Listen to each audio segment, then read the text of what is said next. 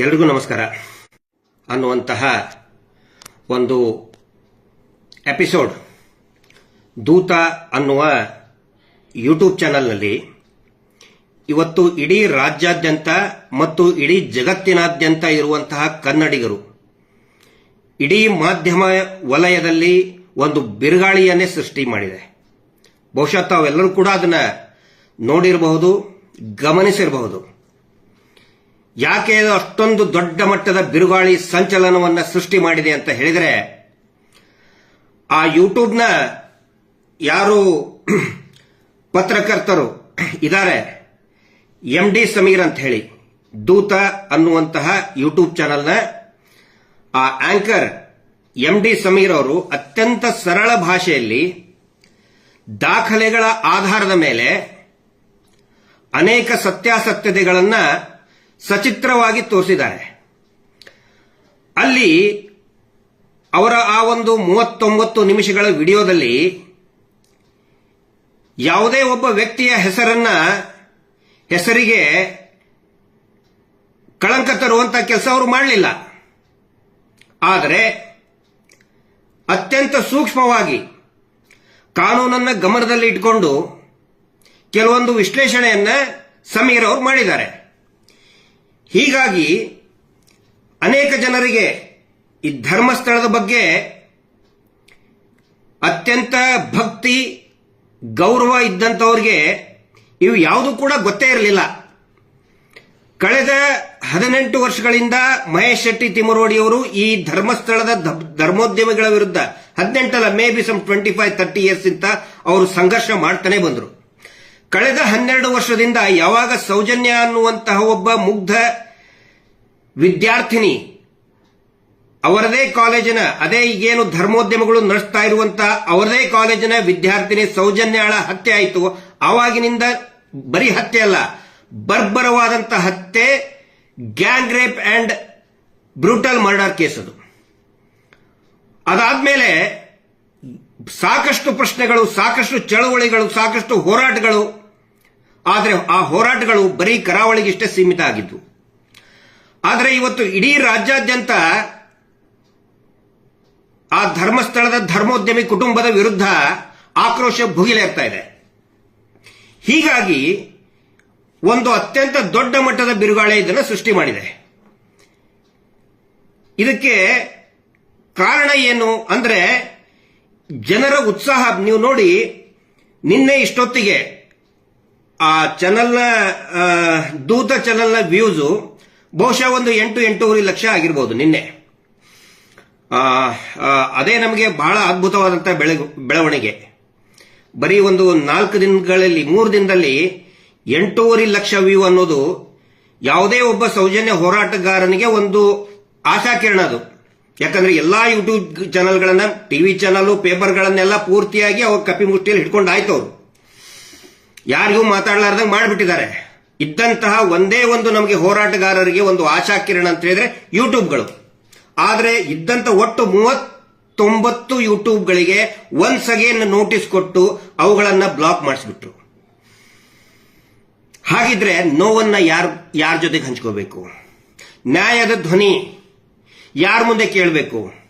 ಆ ಒಂದು ಪ್ರಶ್ನೆ ಉದ್ಭವ ಆದಾಗ, ಆ ಒಂದು ಆತಂಕ ಉದ್ಭವ ಆದಾಗ ಈ ದೂತ ಅನ್ನುವಂತಹ ಒಂದು ಯೂಟ್ಯೂಬ್ ಚಾನಲ್ ಬರೀ 3 ದಿನದಲ್ಲಿ 8.5 ಲಕ್ಷ ವ್ಯೂ ಆಯಿತು ಅಂತ ಹೇಳಿ ನಮಗೆ ಬಹಳ ಉತ್ಸಾಹ ಜಾಸ್ತಿ ಆಗಿತ್ತು ಪ್ರತಿಯೊಬ್ಬರಲ್ಲಿ ಕೂಡ. ಆದರೆ ಇವತ್ತು ಬೆಳಿಗ್ಗೆ ನಸುಕ್ನಲ್ಲಿ ನಾನು ಅದನ್ನ ನೋಡ್ತಾ ಇರಲಿಲ್ಲ, ನಮ್ಮ ಸ್ನೇಹಿತರು ಹೇಳಿದ್ರು ವಾಟ್ಸ್ಆಪ್ ಗ್ರೂಪ್ನಲ್ಲಿ, ಬೆಳಿಗ್ಗೆ 17.5 ಲಕ್ಷ ದಾಟಿದೆ. ಅದಾದ್ಮೇಲೆ ಸಡನ್ ಆಗಿ ಅದು ನಿಂತು ಹೋಗ್ಬಿಡ್ತು. ಯಾಕಂತ ಹೇಳಿದ್ರೆ ಬೆದರಿಕೆಯ ಕರೆಗಳು, ನಿರಂತರ ಬೆದರಿಕೆಯ ಕರೆಗಳು. ಆ ಸಮೀರ್ ಅನ್ನುವಂತ ಯುವಕನಿಗೆ, ಒಬ್ಬ ಸಾಮಾನ್ಯ ಯುವಕ, ಅವನು ಉತ್ಸಾಹ ಇರುವಂತಹ, ಬಿಸಿ ರಕ್ತದ, ನ್ಯಾಯ ಸಿಗಲಿ ಅನ್ನುವಂತಹ ಒಂದು ಆಶಾಕಿರಣ ಇರುವಂತಹ ಯುವಕ ಸಮೀರ್ MD. ನಿರಂತರ ಆ ವ್ಯಕ್ತಿಗೆ, ಆ ಹುಡುಗನಿಗೆ ಬೆದರಿಕೆಯ ಕರೆಗಳು ಹೋಗ್ತವೆ. ಆನಂತರ ಕೆಟ್ಟದಾಗಿ ಟ್ರೋಲ್ ಮಾಡ್ತಾರೆ. ಅವನ ಧರ್ಮವನ್ನು ಹಿಡ್ಕೊಂಡು ಟ್ರೋಲ್ ಮಾಡ್ತಾರೆ. ಯಾವ ಧರ್ಮ? ನೋ ಬಡಿ ನೋಸ್. ಅದಕ್ಕೆ ಆ ಹೆದರಿಕೆಗೆ ಒಂದು 2-3 ಅವರ್ಸ್, ಒಂದು 3-4 ಗಂಟೆ ಅದು ಸ್ಟಾಪ್ ಆಗುತ್ತೆ. ಅದಾದ ನಂತರ ಇಡೀ ರಾಜ್ಯಾದ್ಯಂತ ಆಕ್ರೋಶ ಬಿಗುಲೇಳ್ತದೆ. ಯೂಟ್ಯೂಬರ್ಸ್ ಇರಬಹುದು, ಆನಂತರ ಇನ್ಸ್ಟಾಗ್ರಾಂನಲ್ಲಿ, ಫೇಸ್ಬುಕ್ಗಳಲ್ಲಿ, ಸಾಮಾಜಿಕ ಜಾಲತಾಣದಲ್ಲಿರುವಂತಹ ಅನೇಕ ಲಕ್ಷಾಂತರ ಜನ ಯುವಕರು ಆಕ್ರೋಶ ಭುಗಿಲೇಳ್ತದೆ. ಪ್ರತಿಯೊಬ್ಬರು ಕೂಡ ಸೌಜನ್ಯ ಬಗ್ಗೆ ಮಾತಾಡಕ್ಕೆ ಶುರು ಮಾಡ್ತಾರೆ. ಈಗ ಮೇ ಬಿ ಒಂದು ಹಾಫ್ ಆನ್ ಅವರ್ ನಾನು ನೋಡಿದ್ದೆ, 40 ಲಕ್ಷ ಅಂದ್ರೆ 40 ಲಕ್ಷ ವ್ಯೂಸ್. 24 ಗಂಟೆಗಳಲ್ಲಿ 32 ಲಕ್ಷ ವ್ಯೂ ಆಗಿದೆ. ಬಹುಶಃ ಕರ್ನಾಟಕದ ಇತಿಹಾಸದಲ್ಲಿ ಅಥವಾ ಎನಿ ರೀಜನಲ್ ಲ್ಯಾಂಗ್ವೇಜ್ ನ ಯೂಟ್ಯೂಬ್ ಇತಿಹಾಸದಲ್ಲಿ ಇದೊಂದು ಅತ್ಯಧಿಕ ದಾಖಲೆ. ನೆಕ್ಸ್ಟ್ ಬರೋದು ಹಿಂದಿ ಚಾನೆಲ್ ನಲ್ಲಿ ಧ್ರುವ ರಾಠಿ ಅವ್ರದ್ದು ನಾನು ನೋಡಿದ್ದೀನಿ, ಒಂದೊಂದು ದಿನಕ್ಕೆ 50 ಲಕ್ಷ ಇರ್ತದೆ. ಬಹುಶಃ ಒಂದು ಕ್ರೈಮ್ ರಿಪೋರ್ಟಿನ ಬಗ್ಗೆ, ಒಂದು ನ್ಯಾಯದ ಬಗ್ಗೆ ಅತಿ ಹೆಚ್ಚು ದಾಖಲೆ ಇರುವಂತಹ ವೀಕ್ಷಣೆ ಆಗಿದ್ದು, ವ್ಯೂಸ್ ಆಗಿದ್ದು ಈ ದೂತ ಅನ್ನುವಂತ ಸೌಜನ್ಯ ಪ್ರಕರಣದ ಧರ್ಮಸ್ಥಳ ಹಾರರ್ಸ್. ಅದ್ಭುತವಾಗಿ, ಅತ್ಯಂತ ಸರಳವಾಗಿ, ಅಲ್ಲಿ ಯಾವುದೇ ಉತ್ಪ್ರೇಕ್ಷೆ ಇಲ್ಲದೇನೆ ವಿವರಣೆಯನ್ನು ಕೊಟ್ಟಿದ್ದಾರೆ. ಆದ್ರೆ ಈ ಅನೇಕರಿಗೆ ಸ್ವಲ್ಪ ಆತಂಕ ಆಗಿತ್ತು. ಒಂದು 3-4 ಗಂಟೆಗೆ ಇದು ಸ್ಟಾಪ್ ಆಗಿತ್ತು. ಇವರು ಏನಂತ ಟ್ರೋಲ್ ಮಾಡಕ್ ಸ್ಟಾರ್ಟ್ ಮಾಡಿದ್ರು, ಈ ಕುಂಬಳಕಾಯಿ ಕಳ್ಳ ಅಂತ ಹೇಳಿದ್ರೆ ಹೆಗಲು ಮುಟ್ಕೊಂಡು ನೋಡಿದ ಅಂತ ಒಂದು ಗಾದೆ ಇದೆ. ಇಲ್ಲಿ ಅವರು ಸಮೀರನ್ ಅವರು ಎಲ್ಲಿನೂ ಕೂಡ ಹೆಸರು ತಗೊಂಡು ಯಾರನ್ನೂ ಆರೋಪ ಮಾಡಿಲ್ಲ. ಆದ್ರೂ ಯಾಕೆ ಇಷ್ಟೊಂದು ಇವ್ರಿಗೆ ಉರಿತಾ ಇದೆ? ಅದಕ್ಕೆ ಅವರು ಈ ಅತ್ಯಾಚಾರಿಗಳ ಒಂದು ಗ್ಯಾಂಗ್ ಇದೆ, ಒಂದು ಕಾಲ್ ಸೆಂಟರ್ ಅನ್ನ ಮಾಡಿದ್ದಾರೆ ಅವರು. ಮೂಡುಬಿದಿರಿನಲ್ಲಿ ಒಂದು ಗ್ಯಾಂಗ್ ಇದೆ, ಒಂದು 20 ಜನ ಕುತ್ಕೋತಾರಲ್ಲಿ. ಬೆಂಗಳೂರಿನಲ್ಲಿ ಒಂದಿಷ್ಟು ಜನ ಕುತ್ಕೊಳ್ತಾರೆ ಕಾಲ್ ಸೆಂಟರ್. ಯಾರು ಅತ್ಯಾಚಾರ ಮಾಡಿದ್ದಾರೆ, ನೀಚಲ್ ಜೈನ್ ಅನ್ನೋನು, ಅವನದೇ ಕೃಪಾಪೋಷಿತ ಒಂದು ಗ್ಯಾಂಗ್ ಇದೆ ಬೆಂಗಳೂರಿನಲ್ಲಿ. ಆನಂತರ ಧಾರವಾಡದಲ್ಲಿ ಒಂದಿದೆ, ಅವ್ರದ್ದು ಹೆಡ್ ಕ್ವಾರ್ಟರ್ ಇದೆ ಧಾರವಾಡದಲ್ಲಿ. ಬೆಳ್ತಂಗಡಿಯಲ್ಲಿ ಒಂದಿಷ್ಟು ಜನ, ಎಲ್ಲರಿಗೂ ಕೂಡ ಆಲ್ ಆರ್ ಪೇಯ್ಡ್. ಅವ್ರೇನ್ ಮಾಡ್ತಾ ಇದ್ದಾರೆ, ಅದ್ರದ್ದು ಪೂರ್ತಿ ಎಲ್ಲ ಮಹಾವೀರ್ ಜೈನ್ ಅನ್ನೋನು ಅದರದ್ದೆಲ್ಲ ಪೇಮೆಂಟ್ ನಮ್ ಕಡೆ ಬೇಕಾದ್ರೆ ಅದರದ್ದು ಅವನಿಂದ ದುಡ್ಡು ಟ್ರಾನ್ಸ್ಫರ್ ಆಗಿದ್ದು ಸಾಕ್ಷಿ ಕೂಡ ನಮ್ಮ ಹತ್ರ ಇದೆ, ಅದರ ರಿಸಿಪ್ಟ್ ಕೂಡ ನಮ್ಮ ಹತ್ರ ಇದೆ. ಈ ಮಹಾವೀರ್ ಜೈನ್ ಅನ್ನೋನು ಯಾರ್ಯಾರಿಗೆ ಯಾವ್ಯಾವ ಸಂದರ್ಭದಲ್ಲಿ ದುಡ್ಡು ಹಾಕಿದಾನೆ ಅದು ನಮ್ಮ ಹತ್ರ ಇದೆ. ಅವ್ರೇನ್ ಮಾಡಿದ್ರು, ಪೂರ್ತಿ ಆತಂಕಕ್ಕೊಳಗಾಗಿ ಈ ಸಮೀರ್ ಅನ್ನೋನ ಜಾತಿ ಧರ್ಮ ಹುಡುಕಕ್ಕೆ ಸ್ಟಾರ್ಟ್ ಮಾಡಿದ್ರು. ಸಮೀರ್ ಅಂತ ಇದೆಯಲ್ಲ, ಈ ಮುಠಾಳರಿಗೆ ಸಮೀರ್ ಅಂತ ಹೇಳಿದ್ರೆ ಮುಸಲ್ಮಾನರಂತ ಫಸ್ಟ್ಗೆ ತಿಳ್ಕೊಂಡು ಬಿಟ್ರು ಅವರು. ನಾನು ಕರ್ನಾಟಕ ಹೈಸ್ಕೂಲ್ ಧಾರವಾಡದಲ್ಲಿ ಓದಬೇಕಾದ್ರೆ ನಮ್ಮ ಕ್ಲಾಸ್ ಅಲ್ಲಿ 2 ಸಮೀರ್ ಇದ್ರು. ಒಬ್ಬನು ಸಮೀರ್ ಬುರ್ಲಿ ಅಂತ ಹೇಳಿ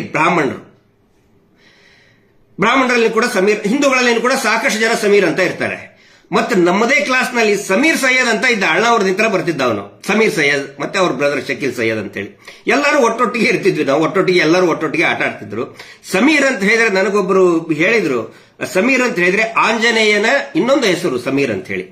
ಆದ್ರೆ ಈ ಮುಠಾಳ ಅವಿವೇಕಿಗಳು, ಇವರು ಹಿಂದೂಗಳಲ್ಲ, ಇವರು ಮುಸಲ್ಮಾನರು ಅಲ್ಲ, ಇವರಿಗೆ ಏನು ಅಂತಾನೆ ಗೊತ್ತಿಲ್ಲ. ಸಮೀರ್ ಅಂತ ಹೇಳಿದ್ರೆ ತಕ್ಷಣನೇ ಅವ್ರ ತಲೆಯಲ್ಲಿ ಬಂದಿತ್ತು.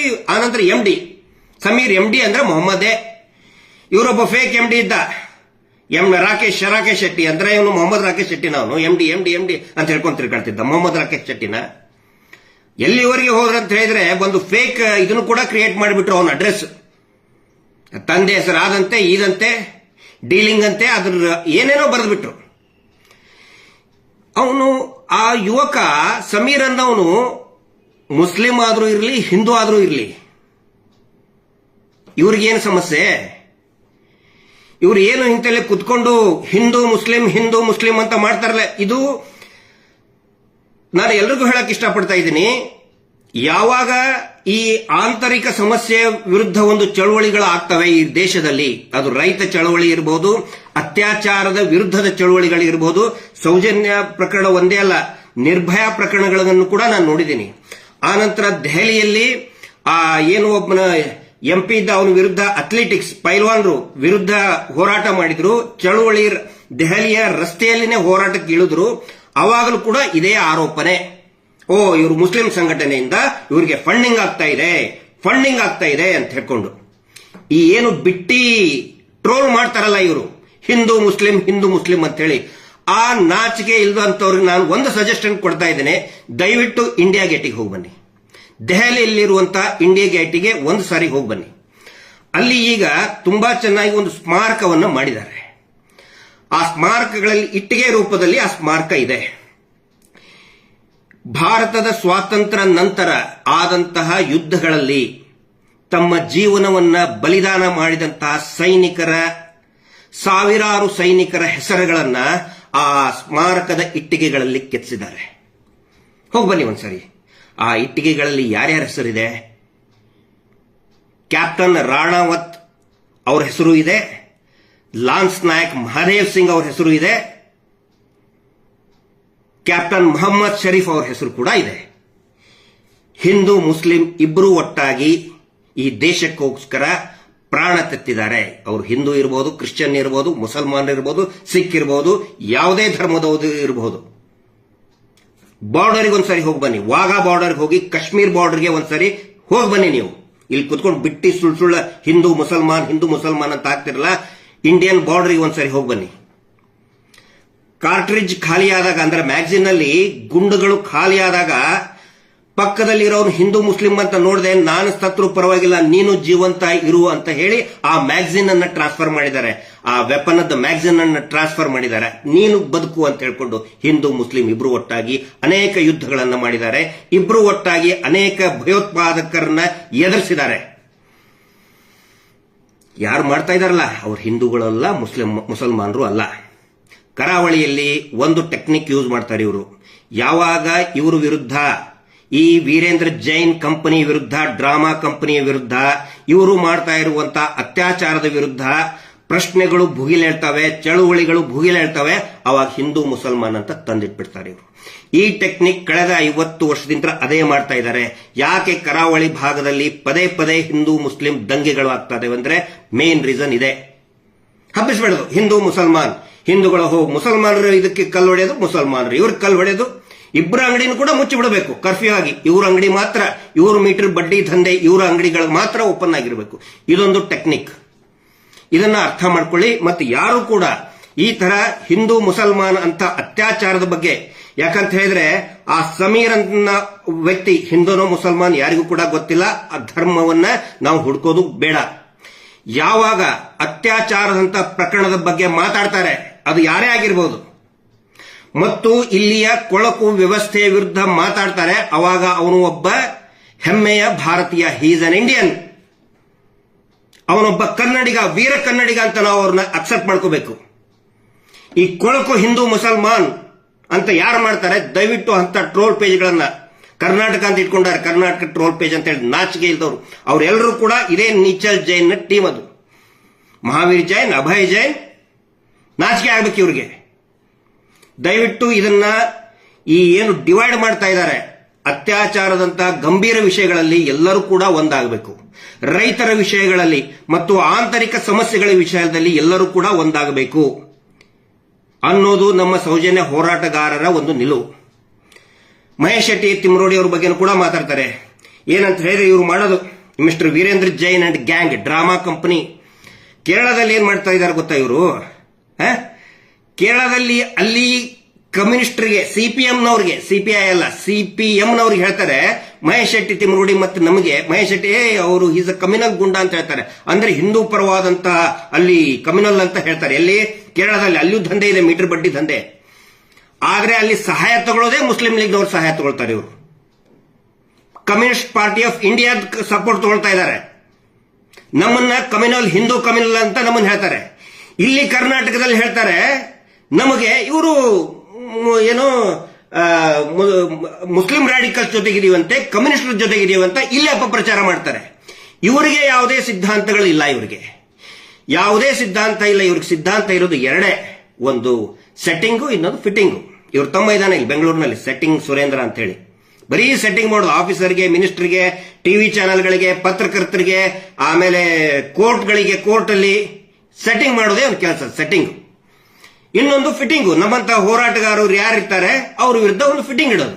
ಸೆಟ್ಟಿಂಗ್ ಅಂಡ್ ಫಿಟ್ಟಿಂಗ್ ಎರಡೇ ಸಿದ್ಧಾಂತ ಇವ್ರದ್ದು. ಹಿಂಗಾಗಿ ಇವತ್ತು ಮತ್ತೆ ಅದನ್ನ ಸ್ಟಾರ್ಟ್ ಮಾಡಿದ್ದಾರೆ, ಸೆಟ್ಟಿಂಗ್ ಅಂಡ್ ಫಿಟ್ಟಿಂಗ್. ಜನ ಇದನ್ನ ಯಾರು ನಂಬ್ತಾ ಇಲ್ಲ. ಮತ್ತೆ ಯಾರ್ಯಾರಿಗೆ ಸಂಶಯ ಇದೆ ದಯವಿಟ್ಟು ಈ ವಿಷಯ ಉಗುಳುವಂತಹ ಟ್ರೋಲ್ ಪೇಜ್ಗಳನ್ನ, ಹಿಂದೂ ಮುಸ್ಲಿಂ ಅಂತಹ ಅಥವಾ ಯಾವುದೇ ಧರ್ಮದ ವಿರುದ್ಧ ಧರ್ಮದ ನಡುವೆ ಏನು ಇವರು ತಂದಿಡ್ತಾ ಇದ್ದಾರೆ ಅವರುಗಳನ್ನ ವಿಷ ಉಗುಳುವಂತ ಟೋಲ್ ಪೇಜ್ಗಳನ್ನ ದಯವಿಟ್ಟು ನಂಬಬೇಡಿ. ಅವರು ಸಮೀರ್ ಇರಬಹುದು ಅಥವಾ ಯಾವುದೇ ಯೂಟ್ಯೂಬರ್ಸ್ಗಳ ಇರಬಹುದು, ದಯವಿಟ್ಟು ಯಾರು ಅತ್ಯಾಚಾರದ ವಿರುದ್ಧ ಮಾತಾಡ್ತಾರೆ. ಕಲಬುರಗಿಯಲ್ಲಿ ನಿರಂತರ ಅತ್ಯಾಚಾರ ಆಯಿತು, ನಡೀತಾನೇ ಇದಾವೆ. ಕಲಬುರಗಿಯಲ್ಲಿ, ಬೆಂಗಳೂರಿನಲ್ಲಿ ಒಬ್ಬ ಯುವತಿಯನ್ನ ಎಳ್ಕೊಂಡು ಹೋಗಿ 9 ಜನ ಅತ್ಯಾಚಾರ ಮಾಡಿದ್ರು. ಮುಂಬೈಯಲ್ಲಿ ಇವ್ ಟೀಸಿಂಗ್ ಮಾಡ್ತಾ ಪಾಪ ಹುಡುಗಿ ತಪ್ಪಿಸ್ಕೊಳ್ತಾ ಆಕ್ಸಿಡೆಂಟ್ ಆಗಿ ಸತ್ತು ಹೋದ್ಲು. ಯಾಕೆ ಇಷ್ಟೊಂದು ಆಗ್ತಾ ಇದೆ ಅಂತ ಹೇಳಿದ್ರೆ, ದೊಡ್ಡ ಟಿವಿ ಚಾನೆಲ್ಗಳು ಇವನ್ ಯಾರು ಕೂಡ ಸೀರಿಯಸ್ ಆಗಿ ತಗೊಳ್ತಾ ಇಲ್ಲ. ಹೀಗಾಗಿ ಜನ ಏನ್ ಮಾಡ್ತಾ ಇದ್ದಾರೆ, ಈ ಯೂಟ್ಯೂಬ್ಗಳ ನೆರವಿಗೆ ಯೂಟ್ಯೂಬ್ಗಳನ್ನ ನೋಡ್ತಾ ಇದ್ದಾರೆ. ಟಿವಿ ಚಾನೆಲ್ ನಲ್ಲಿ ಏನಂತ ಹೇಳಿದ್ರೆ, ಆ ಒಬ್ಬರದು ಸೆಲೆಬ್ರಿಟಿ ಮೊನ್ನೆ ಆಯ್ತಲ್ಲ, ಅಂಬಾನಿ ಫ್ಯಾಮಿಲಿ 1 ತಿಂಗಳಗಟ್ಟಲೆ ತೋರಿಸಿದ್ರು ಮದುವೆ. ಕರ್ನಾಟಕದಲ್ಲಿನೂ ಕೂಡ ಹಂಗೆ ಸ್ಟಾರ್ ನಟನ ಮದುವೆ. ಹ್ಯಾಂಗ್ ಪ್ರಿಪರೇಷನ್ ಆಯ್ತು, ಯಾವ ಸೀರೆ ಹಾಕೊಂಡಿದ್ರೆ, ಇವ್ ಯಾವ ಪ್ಯಾಂಟ್ ಹಾಕೊಂಡಿದ್ದ, ಸಾಯಂಕಾಲ ಏನ್ ಹಾಕೊಂಡಿದ್ದ, ಮದುವೆ ಹಂಗಾಯ್ತು, ಮದುವೆ ಆದ ಬಳಿಕ ಹನಿಮೂನ್ ಕೇಳಿ ಹೋಗಿದ್ದ, ಬರೀ ಇದೆ. ಸೊ ಸಾಮಾನ್ಯ ವೀಕ್ಷಕರು, ಜನಸಾಮಾನ್ಯರು ಬೇಸತ್ತು, ದೊಡ್ಡ ಮಾಧ್ಯಮಗಳಿಂದ ಬೇಸತ್ತು ಈ ಯೂಟ್ಯೂಬ್ಗಳನ್ನು ಸಪೋರ್ಟ್ ಮಾಡ್ತಾ ಇದ್ದಾರೆ. ಅದೇ ಕಾರಣಕ್ಕೆ ಬರೀ ಒಂದು ದಿನದಲ್ಲಿ 24 ಗಂಟೆ, ನಿನ್ನೆ ಸಾಯಂಕಾಲ ತನಕ ಇವತ್ತಿನವರೆಗೆ 32 ಲಕ್ಷ ವ್ಯೂ ದಾಟಿದೆ. ಇದು ಜನರು ಕೊಡ್ತಾ ಇರುವಂತಹ ಒಂದು ಪ್ರತಿಕ್ರಿಯೆ. ಇದರಲ್ಲಿ ಇನ್ನೊಂದು ನಾವು ಗಮನಿಸಬೇಕು, ಈ ಘಟನೆ, ಸೌಜನ್ಯ ಘಟನೆ, ದಾರುಣ ಘಟನೆ ನಡೆದು 12 ವರ್ಷ ಆಯಿತು. 12 ವರ್ಷ ಆದ ನಂತರ ಕೂಡ ಈ ಮಟ್ಟಿಗೆ ಜೀವಂತ ಇದೆ ಅಂತ ಹೇಳಿದ್ರೆ ನಾವು ಮಹೇಶ್ ಶೆಟ್ಟಿ ತಿಮ್ಮರೋಡಿ ಅವರಿಗೆ ಧನ್ಯವಾದಗಳನ್ನ ಹೇಳಲೇಬೇಕಾಗುತ್ತೆ. ಕರ್ನಾಟಕದಲ್ಲಿ ಯಾವುದೇ ಒಂದು ಪ್ರಕರಣದಲ್ಲಿ ಇಷ್ಟು ವರ್ಷ ಜೀವಂತ, ಅದು ಇಷ್ಟೊಂದು ಜ್ವಲಂತವಾಗಿ ಕುದಿತಾ ಇರುವಂತಹ ವಾತಾವರಣ ಇರುವುದು ಇದೇ ಮೊದಲೇ ಬಾರಿಗೆ. ಇದು ಸೌಜನ್ಯಾಳ ಒಂದು ಶಕ್ತಿ.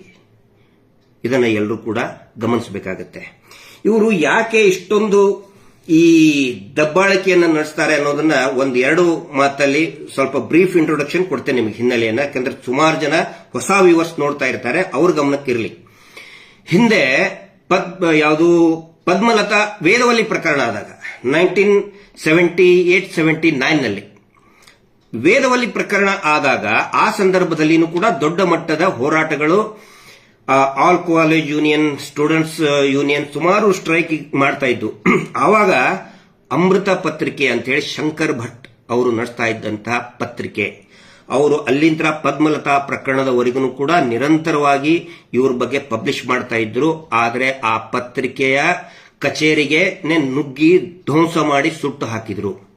ಎಷ್ಟೋ ವರ್ಷಗಳವರೆಗೆ ಶಂಕರ್ ಭಟ್ ಜೀವಂತ ಇದ್ದಾರಂತ ಯಾರಿಗೂ ಕೂಡ ಗೊತ್ತಿರಲಿಲ್ಲ. ಆ ರೀತಿ ಪರಿಸ್ಥಿತಿ ಇತ್ತು.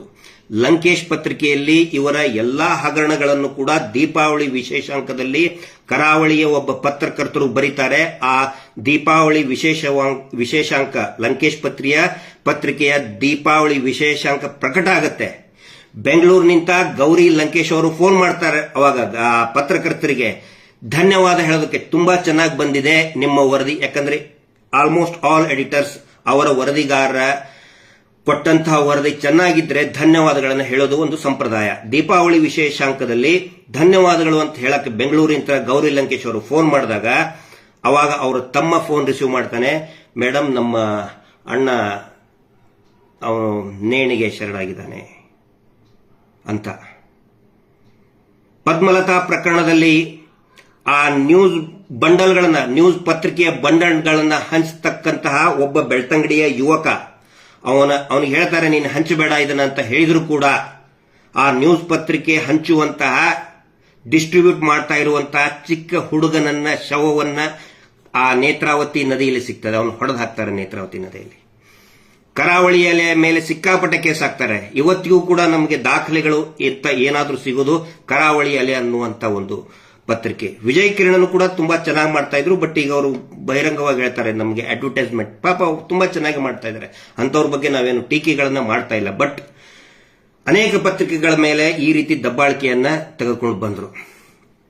2013ರಲ್ಲಿ TV9 ನಲ್ಲಿ ಮಹೇಶ್ ಶೆಟ್ಟಿ ತಿಮ್ಮರೋಡಿ ಅವರ ಒಂದು ಇಂಟರ್ವ್ಯೂ ಪ್ರಸಾರ ಆಗುತ್ತೆ. ಅದು ಕೂಡ ಯಾವ ಮಟ್ಟದಲ್ಲಿ ಒಂದು ಅಲೆ ಸೃಷ್ಟಿ ಮಾಡ್ತದೆ ಅಂತ ಹೇಳಿದ್ರೆ, ಇಡೀ ಕರ್ನಾಟಕ ಮತ್ತು ವಿಶೇಷವಾಗಿ ಇಡೀ ಕರಾವಳಿಯಲ್ಲಿ ಅದ್ಭುತವಾದಂತಹ ಜನರ ಒಂದು ಉತ್ಸಾಹ ಮತ್ತು ಆಕ್ರೋಶ. ಇಲ್ಲಿ ಬರೀ ಉತ್ಸಾಹ ಅಲ್ಲ, ಇದೇನು ಎಂಟರ್ಟೈನ್ಮೆಂಟ್ ಅಲ್ಲ, ಕ್ರಿಕೆಟ್ ಟೂರ್ನಮೆಂಟ್ ಅಲ್ಲ, ಇದು ಖುಷಿ ಪಡೋದಕ್ಕೆ ಆಕ್ರೋಶನು ಕೂಡ ಭುಗಿಲೇಳುತ್ತೆ. ಆವಾಗ ಮಹೇಶ್ ಶೆಟ್ಟಿ ತಿಮ್ರೋಡಿಯವರು ಬೆಂಗಳೂರಿನ ಮಂಗಳೂರಿಗೆ ಬರುವವರೆಗೆ ನಡು ರಸ್ತೆಯಲ್ಲಿನೇ ಅವರ ಹತ್ಯೆ ಮಾಡ್ತಾರೆ ಅನ್ನುವಂತಹ ಒಂದು ಸುದ್ದಿ ಗೊತ್ತಾದ ಮೇಲೆ ಜನಸಾಮಾನ್ಯರು ಸಾವಿರಾರು ವೆಹಿಕಲ್ಗಳನ್ನ ಬೆಂಗಳೂರಿನವರೆಗೆ ತಗೊಂಡು ಬರ್ತಾರೆ. ಅವರ ರಕ್ಷಣೆಗೋಸ್ಕರ ಸಾವಿರಾರು ಜನ.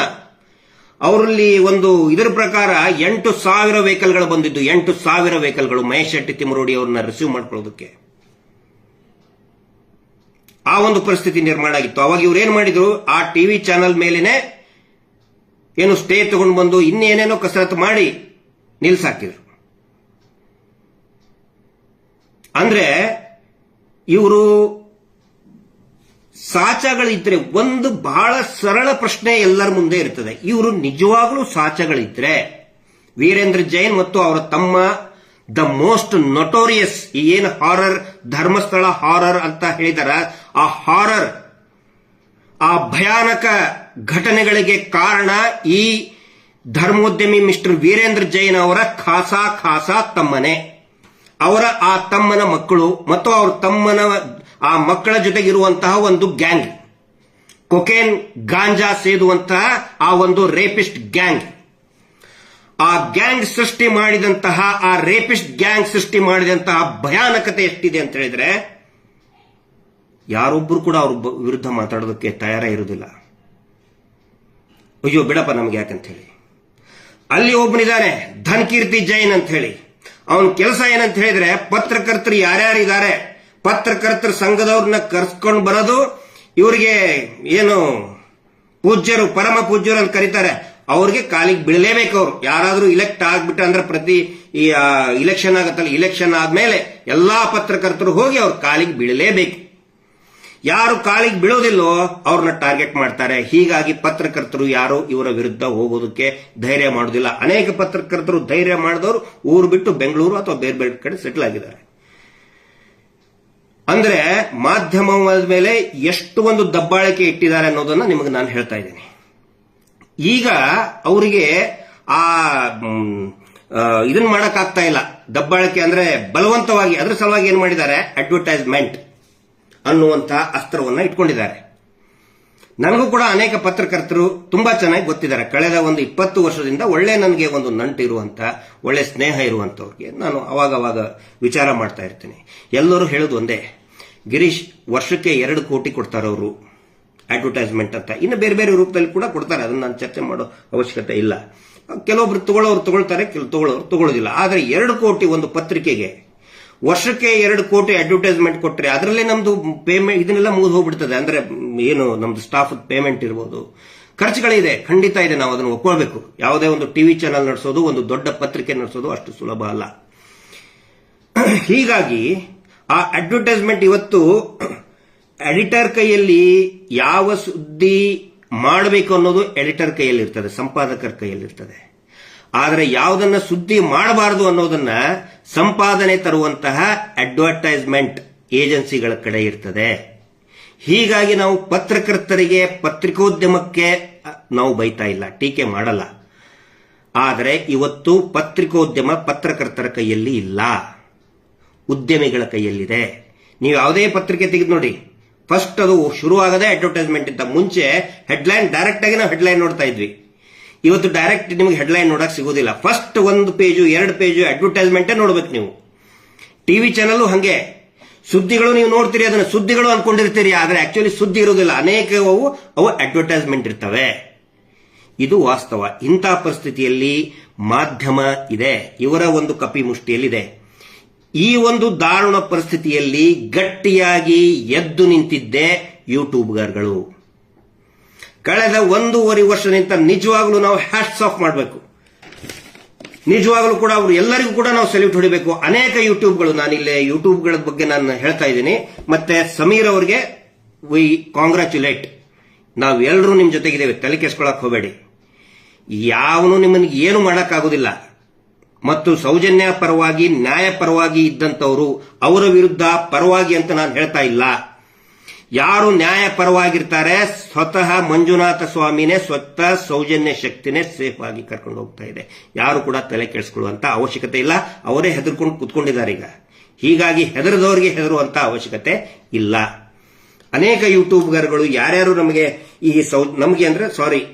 ಈ ಹೋರಾಟಕ್ಕೆ ಬೆಂಬಲಕ್ಕೆ ನಿಂತ್ಕೊಂಡ್ರು ಅನ್ನೋದನ್ನ ತುಂಬಾ ಶಾರ್ಟ್ ಆಗಿ ಹೇಳ್ತಾ ಇದ್ದೀನಿ. ಮತ್ತೆ ದಯವಿಟ್ಟು ಇನ್ನು ಮೇಲಿಂದ ಒಂದು ವಾರದವರೆಗೆ ಆ ಎಲ್ಲಾ ಯೂಟ್ಯೂಬ್ ಚಾನೆಲ್ಗಳನ್ನು ಕೂಡ ಸಬ್ಸ್ಕ್ರೈಬ್ ಮಾಡುವಂತಹ ಒಂದು ಅಭಿಯಾನ ನಾವು ಮಾಡ್ತಾ ಇದ್ದೀವಿ. ಪ್ರತಿಯೊಬ್ಬರು ದಯವಿಟ್ಟು ಕೂಡ, ಈಗ ಅನೇಕ ಜನ ನಮ್ಗೆ ಕೇಳ್ತಿರ್ತಾರೆ, ಸರ್ ನಾವು ಹೋರಾಟಕ್ಕೋಸ್ಕರ ನಾವೇನ್ ಮಾಡಬೇಕು, ಯಾವ ರೀತಿ ಭಾಗಿಯಾಗಬೇಕು ಅಂತ ಅನೇಕರು ಸಾವಿರಾರು ಜನ ಕೇಳ್ತಾ ಇರ್ತಾರೆ ಈ ಬೇರೆ ಬೇರೆ ನಮ್ಮ ಕಮೆಂಟ್ಸ್ ಅಲ್ಲಿ ಇದರಲ್ಲಿ. ಅವರಿಗೆ ನಾನು ಹೇಳೋದು, ನಾವು ಏನು ಯೂಟ್ಯೂಬ್ ಗಳನ್ನ ಹೇಳ್ತೇವೆ ದಯವಿಟ್ಟು ಅವುಗಳನ್ನ ಸಬ್ಸ್ಕ್ರೈಬ್ ಮಾಡ್ಕೊಳ್ಳಿ. ಹೋರಾಟದ ಪರವಾಗಿರುವಂತಹ ಯೂಟ್ಯೂಬ್ ಗಳನ್ನ ಸಬ್ಸ್ಕ್ರೈಬ್ ಮಾಡ್ಕೊಳ್ಳೋದು ಒಂದೇ ಅಲ್ಲ, ನಿಮಗೇನು ಎಕ್ಸ್ಟ್ರಾ ಖರ್ಚು ಬರುವುದಿಲ್ಲ. ಅದಕ್ಕೆ ಒಂದು ಚಾನಲ್ ಸಬ್ಸ್ಕ್ರೈಬ್ ಮಾಡಬೇಕಂದ್ರೆ ನೀವು ಎಕ್ಸ್ಟ್ರಾ ದುಡ್ಡು ಕೊಡಬೇಕಾಗಿಲ್ಲ. ನೋಟಿಫಿಕೇಶನ್ ನಿಮಗೆ ಬರ್ತದೆ, ನೀವು ಅದನ್ನ ನೋಡ್ತೀರಿ. ಮತ್ತು ಕಡಿಮೆ ಅಂದ್ರೂ ಕೂಡ ಒಂದು 10 ರಿಂದ 100 ಅಥವಾ 200 ನಿಮ್ಮ ಸಾಮರ್ಥ್ಯದ ಮೇಲೆ ಮಿನಿಮಮ್ 10 ಜನಕ್ಕೆ ಆ ಯೂಟ್ಯೂಬ್ ಗಳನ್ನ ಶೇರ್ ಮಾಡಿ. ಅದು ಹೋರಾಟಕ್ಕೆ ಒಂದು ದೊಡ್ಡ ಬಲ ಸಿಕ್ಕಂಗಾಗುತ್ತೆ. ಹಾಗಿದ್ರೆ ಯಾವ್ಯಾವ ಯೂಟ್ಯೂಬ್ಗಳು ರ್ಯಾಂಡಮ್ ಆಗಿ ಹೇಳ್ತಾ ಇದ್ದೀನಿ, ಮೊದಲೇ ಹೇಳಿ ಲಾಸ್ಟ್ ಹಂಗೆ ನಿಂತಿಲ್ಲ, ರ್ಯಾಂಡಮ್ ಆಗಿ ಹೇಳ್ತಾ ಇದ್ದೀನಿ. ಜನತಾ ಏಜೆಂಟ್ ಅಂತ, ಅದರ ಓನರು ಯಾರು ಮಾತಾಡ್ತಾರೆ, ಅದರ ಹೆಸರು ಯಾರಿಗೂ ಕೂಡ ಗೊತ್ತಿಲ್ಲ. ಬಟ್ ಅವನು ಒಬ್ಬ ಯುವಕ, ತುಂಬಾ ಚೆನ್ನಾಗಿ ಎಕ್ಸ್ಪ್ಲೇನ್ ಮಾಡ್ತಾರೆ, ತುಂಬಾ ಚೆನ್ನಾಗಿ ಅಂದ್ರೆ ಆ ಯೂಟ್ಯೂಬ್ ಅನ್ನ ತಗೊಂಡು ಹೋಗ್ತಾ ಇದ್ದಾರೆ. ಜನತಾ ಏಜೆಂಟ್ ನಮಗ್ ಗೊತ್ತಿರೋ ಪ್ರಕಾರ ಅವರು ಇಂಡಿಯಾದಲ್ಲಿ ಇಲ್ಲ, ಬೇರೆ ಹೊರದೇಶದಲ್ಲಿ ಇಟ್ಕೊಂಡು ಮಾಡ್ತಾರೆ, ಅವಾಗ ಭಾರತಕ್ಕೆ ಬರ್ತಾರೆ. ಬಟ್ ಸೌಜನ್ಯ ಪ್ರಕರಣದ ಬಗ್ಗೆ ತುಂಬಾ ಆಸಕ್ತಿ ಇದೆ ಆ ಯುವಕನಿಗೆ. ಜನತಾ ಏಜೆಂಟ್ ಟ್ರೆಂಡ್ ಸೆಟರ್, ಅತ್ಯಂತ ಫಾಸ್ಟ್ ಆಗಿ ಈ ನಮ್ಮ ಎಲ್ಲಾ ಸೌಜನ್ಯ ಪ್ರಕರಣದ ಬಗ್ಗೆ, ಮೀಟರ್ ಬಡ್ಡಿ ದಂಧೆ ವಿರುದ್ಧ ಅತ್ಯಂತ ಫಾಸ್ಟ್ ಆಗಿ ಮಾಡ್ತಾ ಇದ್ದಂಥದ್ದು ಟ್ರೆಂಡ್ ಸೆಟರ್. ಇವನ್ನೆಲ್ಲವನ್ನು ಕೂಡ ನೀವು ಸಬ್ಸ್ಕ್ರೈಬ್ ಮಾಡ್ಕೊಳ್ಳಿ. ಆನಂತರ ಕೂಡ್ಲಾ ರಾಂಪೇಜ್ ಒಂದು ಸ್ಪೆಷಲ್ ಟ್ಯಾಗ್ ಹಾಕಿ ಸೈಡ್ ಲೈನ್ ಹಾಕಿ ಮಾಡಬೇಕು. ಕೂಡ್ಲಾ ರಾಂಪೇಜ್ ಅಂತ ಹೇಳಿದ್ರೆ ಇಡೀ ಸೌಜನ್ಯ ಹೋರಾಟದಲ್ಲಿ ಪಾಪ ಎಷ್ಟೊಂದು ಏನು ಈಗ ಬೆದರಿಕೆಗಳು ಹೆದರಿಕೆಗಳು ಏನೇನು ಬಂದು ಅದನ್ನ ಎಲ್ಲವನ್ನೂ ಕೂಡ ಎದುರಿಸಿದಂತಹ ವ್ಯಕ್ತಿ ಅಂತ ಹೇಳಿದ್ರೆ ಅಜಯ್ ಆಂಚನ್ ಅವರು. ಯಾಕಂತ ಹೇಳಿದ್ರೆ ಅವರ ಪ್ರೆಸೆಂಟೇಷನ್ ಕಂಟೆಂಟ್ ಇಷ್ಟು ಚೆನ್ನಾಗಿರ್ತದೆ ಅಂತ ಹೇಳಿದ್ರೆ ಪೂರ್ತಿಯಾಗಿ ಹೆದರ್ಕೊಂಡು ಬಿಟ್ಟಿದ್ದಾರೆ ಅವ್ರ ಬಗ್ಗೆ. ಹಿಂಗಾಗಿ ನಿರಂತರ ಅವ್ರನ್ನ ಹೆದರಿಸುವಂತ ಪ್ರಯತ್ನ ನಡೆದು ಅವರು ಅದಕ್ಕೆ ಯಾವುದೇ ಹೆದರಿಕೆಗೆ ಜಗ್ಗಲಿಲ್ಲ. ಖಡಕ್ಕಾಗಿ ಉತ್ತರ ಕೊಟ್ಟರು, ಆಮಿಷನ್ ಕೂಡ ಕೊಟ್ಟರು. 35 ಲಕ್ಷ ರೂಪಾಯಿ ನಿನಗೆ ಕೊಡ್ತೇವೆ, ನೀನು ಸುಮ್ಮನಾಗಿ ಬಿಡು ಅಂತ ಹೇಳಿ. ಯಾವುದೇ ಆಮಿಷಕ್ಕೆ ಆ ಯುವಕ, ಅವನು ಕೂಡ ಯುವಕನೇ, ಅಜಯ್ ಆಂಚನ್, ಯಾವುದೇ ಆಮಿಷಕ್ಕೂ ಕೂಡ ಬಗ್ಗದೆ ನಿರಂತರವಾಗಿ ಹೋರಾಟ ಮಾಡ್ತಾ ಇದ್ದಾರೆ, ನಿರಂತರವಾಗಿ ಪ್ರಸಾರ ಮಾಡ್ತಾ ಇದ್ದಾರೆ. ಅವರ ಕೂಡ್ಲಾ ರಾಂಪೇಜ್ ಅನ್ನ ಈಗ ಬ್ಲಾಕ್ ಮಾಡಿದ್ದಾರೆ ಕೋರ್ಟ್ ನಲ್ಲಿ. ಇನ್ನು ಸ್ವಲ್ಪ ದಿನದಲ್ಲಿ ನಾವು ಕೂಡ ಫೈಟ್ ಮಾಡ್ತಾ ಇದ್ದೇವೆ, ವೆರಿ ಶಾರ್ಟ್ಲಿ ಅದು ರೀಓಪನ್ ಆಗುತ್ತೆ. ಕೂಡ್ಲಾ ರಾಂಪೇಜ್ ಪ್ಲಸ್ ಅಂತ ಮಾಡಿದ್ದಾರೆ. ಆ ಚಾನೆಲ್ಗಳನ್ನ ನೀವು ದಯವಿಟ್ಟು ಸಬ್ಸ್ಕ್ರೈಬ್ ಮಾಡಿ.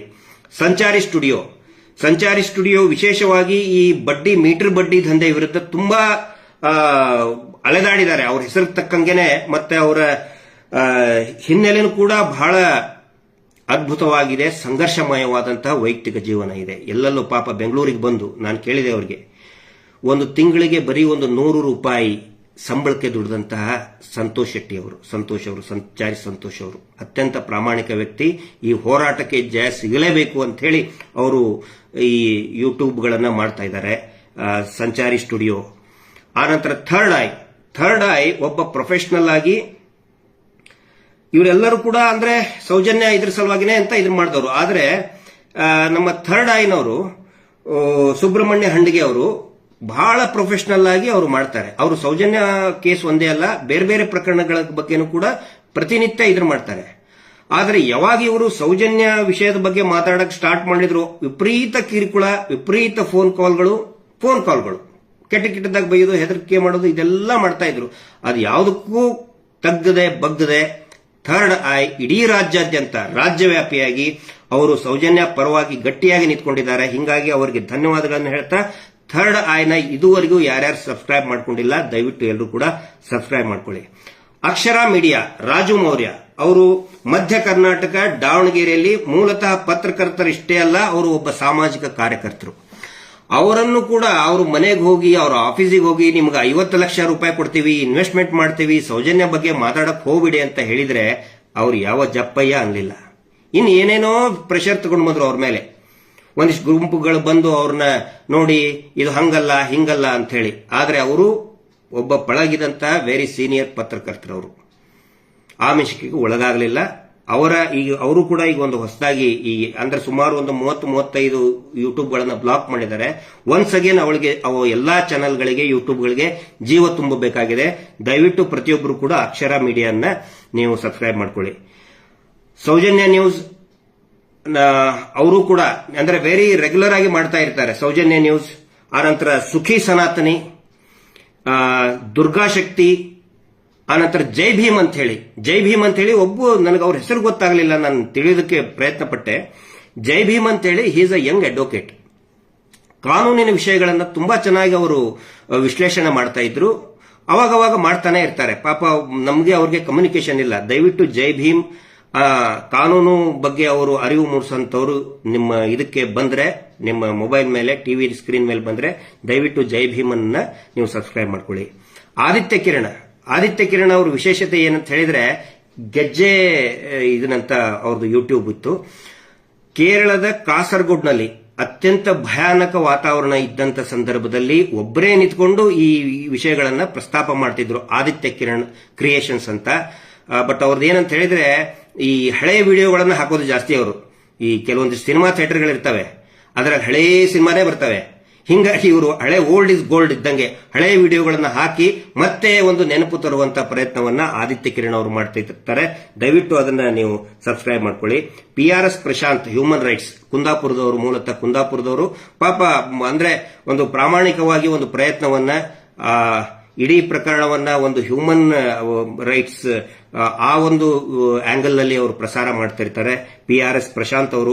ಈದಿನ.com ನೀವು ನೋಡಿರಬಹುದು. ಈದಿನ.com ಒಂದು ಬಹಳ ದೊಡ್ಡ ಒಂದು ನ್ಯೂಸ್ ಏಜೆನ್ಸಿ, ಅದು ಸಂಸ್ಥೆ. ಅದು ಅವರ ಮೇಲೇನು ಕೂಡ ವಿಪರೀತ ಪ್ರೆಷರ್ ತಗೊಂಡು ಬಂದು ಕೇಸ್ ಹಾಕಿಸಿ ರಾಜಕೀಯ ಪ್ರೆಷರ್ ತಗೊಂಡು ಬಂದು ನಿಲ್ಲಿಸೋದಕ್ಕೆ ಪ್ರಾರಂಭ ಇದು ಮಾಡಿದ್ರು. ಬಹಳ ದಿನಗಳಿಂದ ಅವರು ಪ್ರಸಾರ ಮಾಡ್ತಾ ಇಲ್ಲ ಡ್ಯೂ ಟು ಲೀಗಲ್ ಕಾಂಪ್ಲಿಕೇಶನ್ಸ್. ಯಾಕಂದ್ರೆ ತುಂಬಾ ಇನ್ವೆಸ್ಟ್ಮೆಂಟ್ ಮಾಡ್ಕೊಂಡು ಮಾಡಿರ್ತಾರೆ. ನಾವು ನೇರವಾಗಿ ಹಿಂಗಾಗಿ ಅವ್ರನ್ನ ಟೀಕೆ ಮಾಡಕ್ ಆಗಲ್ಲ. ಯಾಕಂದ್ರೆ ದೊಡ್ಡ ಮಟ್ಟದ ಇನ್ವೆಸ್ಟ್ಮೆಂಟ್ ಇರ್ತದೆ, ಅನೇಕ ಜನ ಎಂಪ್ಲಾಯ್ಗಳಿರ್ತಾರೆ. ಏನಾದರೂ ಆದ್ರೆ ತೊಂದರೆ ಆಗುತ್ತೆ ಅನ್ನೋ ಹೆದರಿಕೆಗೆ ಅವರು ನೋಡಿ ಮಾಡ್ತಿರ್ತಾರೆ. ಮೊನ್ನೆ ನಮ್ಮ ನಾಗರಿಕ ಸೇವಾ ಟ್ರಸ್ಟ್ ಸೋಮನಾಥ್ ನಾಯಕರು ಮತ್ತು ರಂಜನ್ ರಾಯರ್ದು ಒಂದು ಅದ್ಭುತವಾದಂತಹ ಇಂಟರ್ವ್ಯೂ ಮಾಡಿದ್ದಾರೆ. ಅವರು ಕೂಡ ಅವಕಾಶ ಇದ್ದಾಗ ಮಾಡ್ತಿರ್ತಾರೆ. ದಯವಿಟ್ಟು ಈದಿನ.com ಅನ್ನ ಎಲ್ಲರೂ ಕೂಡ ಸಬ್ಸ್ಕ್ರೈಬ್ ಮಾಡಿ. ವಾರ್ತಾ ಭಾರತಿ ಇರಬಹುದು, ಕರಾವಳಿ ಇಂತ್ರ, ಆನಂತರ SS ಟಿವಿ ಅಂತ ಹೇಳಿದೆ, ಆನಂತರ ಫಸ್ಟ್ ವಾಯ್ಸ್ ಮತ್ತೆ ಮಯೂರ. ಇದ್ರದ್ದು ಒಂದು ಫಸ್ಟ್ ವಾಯ್ಸ್ ಏನಂತ ಹೇಳಿದ್ರೆ ಬಹುಶಃ ನೀವು ನೋಡಿರಬಹುದು, ಬಹಳ ಅತ್ಯಂತ ಕಡಿಮೆಯಲ್ಲಿ ವೇಗವಾಗಿ ಹೋದಂತಹ ಯೂಟ್ಯೂಬ್ ಅದು. ಅದಕ್ಕೆ ಕಾರಣ ಅಂತ ಹೇಳಿದ್ರೆ ಅದರಲ್ಲಿ ಇದ್ದಂತಹ ಒಂದು ಧ್ವನಿ, ನ್ಯಾಯದ ಗಂಟೆ ತರ ಅದರಲ್ಲಿ ಮೂಡಿ ಬರ್ತಾ ಇತ್ತು. ಫಸ್ಟ್ ವಾಯ್ಸ್ ಮತ್ತೆ ಅದೇ ರೀತಿ ಮಯೂರ ಚಾನೆಲ್ನವರು ಕೂಡ ಬಹಳ ತುಂಬಾ ಚೆನ್ನಾಗಿ ಒಂದು ಬೆಂಬಲ ಅಂದ್ರೆ ವಾಸ್ತವತೆಯನ್ನ ಎಲ್ಲರಿಗೂ ಕೂಡ ತಿಳಿಸುವಂತಹ ಒಂದು ಪ್ರಯತ್ನ ಮಾಡ್ತಾ ಇದ್ದಾರೆ ಮಯೂರ ಚಾನೆಲ್ನವರು. ಬಾರ್ಕೂರ್ ಅಂತ ಹೇಳಿ, ಚಂದ್ರ ಬಾರ್ಕೂರ್ ಅಂತ ಹೇಳಿ, ಆನಂತರ ಇವರು ಹರೀಶ್ ಅಂತ ಹೇಳಿ. ರಾಜೇಶ್ ಗೌಡ RJ ಅವರದು ಪಾಡ್ಕಾಸ್ಟ್ ಇದೆ, ರಾಜೇಶ್ ಗೌಡ ಅವರು. ಮತ್ತೆ ಸಯಾನ್ ಕನ್ನಡ, ಅಲ್ಲಿ ಸಯಾನ್ ಕನ್ನಡದವರು ಕೂಡ ಈ ತಳವರ್ಗದ ಸಮಸ್ಯೆಗಳ ಬಗ್ಗೆ, ಪರಿಸರದ ಬಗ್ಗೆ ಮತ್ತು ಅಂದ್ರೆ ಏನು ನೈಜ ಸಾಮಾಜಿಕ ವಿಷಯ ಅಂದ್ರೆ ಶೋಷಣೆ ಇದೆ ಅದರ ಬಗ್ಗೆ ಮಾಡ್ತಾ ಇರ್ತಾರೆ. ಅದೇ ರೀತಿ ಸೌಜನ್ಯ ಪ್ರಕರಣದ ಬಗ್ಗೆನೂ ಕೂಡ ಸಾಕಷ್ಟು ಕಾಳಜಿ ವಹಿಸಿ ಅವರು ಪ್ರಸಾರ ಮಾಡಿರ್ತಾರೆ. ಸಯನ್ ಕನ್ನಡ ಇರಬಹುದು. ಆನಂತರ ಅನ್ವೇಷಣೆಯಲ್ಲಿದ್ದವರು ಮೊದಲು ವ್ಯಕ್ತಿಗತ ನಮಗೆ ಆಲ್ಮೋಸ್ಟ್ ಯಾರು ನಮಗೆ ಪರಿಚಯ ಇಲ್ಲ. ಇವರು ಮಾಡ್ತಾ ಇದ್ರು. ಇವರು ಸೌಜನ್ಯ ಪ್ರಕರಣ ಅಂದ್ರೆ ಒಂದು ಟಿವಿ ಚಾನೆಲ್ ನಲ್ಲಿ ಇವರು ಕೆಲಸ ಮಾಡ್ತಾ ಇದ್ರು. ಸೌಜನ್ಯ ಪ್ರಕರಣವನ್ನ ಅವರು ಯೂಟ್ಯೂಬ್ ನಲ್ಲಿ ಮಾಡ್ತಾ ಇದ್ರು. ಆ ಕಾರಣಕ್ಕೋಸ್ಕರ ಆ ಚಾನೆಲ್ ಅವ್ರನ್ನ ತೆಗೆದುಬಿಟ್ರು. ಆದ್ರೂ ಕೂಡ ನೌಕರಿ ಕೆಲಸ ಹೋದ್ರೂ ಪರವಾಗಿಲ್ಲ, ಸೌಜನ್ಯ ಇದನ್ನ ನಾನು ಮಾಡ್ತೀನಿ ಅಂತ ಹೇಳಿ ಈ ಅನ್ವೇಷಣೆ, ಬಹುಶಃ ಸುದರ್ಶನ್ ಅಂತ ಇರಬಹುದು ಅವ್ರದ್ದು ಹೆಸರು, I am sorry if I am wrong, ಅನ್ವೇಷಣೆ ಅನ್ನುವಂತ ಯೂಟ್ಯೂಬ್ನವರು, ಅವನಿಯಾನ, ಆನಂತರ ಜಸ್ಟಿಸ್ ಫಾರ್ ಸೌಜನ್ಯ ಫೈಲ್ಸ್, ಧರ್ಮ ಅನ್ನುವಂತಹ ಯೂಟ್ಯೂಬ್ ಚಾನೆಲ್. ಧರ್ಮ ಅನ್ನೋದು ನಿರಂತರವಾಗಿ ಈ ಸೌಜನ್ಯ ಬಗ್ಗೆ ಪ್ರಸಾರ ಮಾಡ್ತಾನೆ ಇರ್ತದೆ.